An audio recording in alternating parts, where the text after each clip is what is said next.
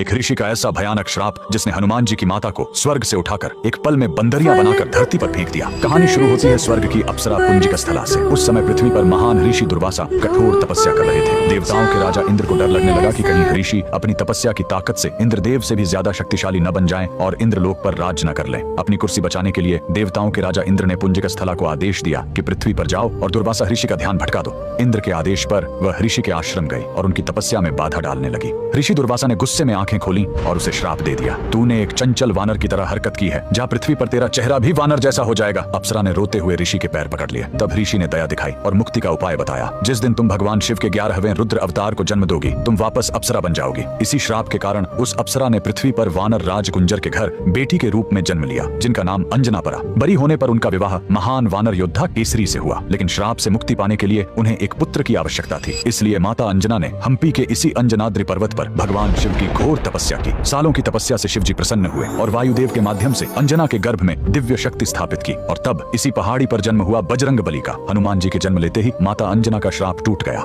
आज कर्नाटक के हम्पी में स्थित यह अंजनाद्रि पर्वत इस पूरी घटना के गवाह है। 575 सीढ़ियां चढ़कर आज भी भक्त उस पवित्र जन्म स्थान के दर्शन करने आते हैं। पवन पुत्र हनुमान के लिए कमेंट्स में जय बजरंग बली जरूर लिखें।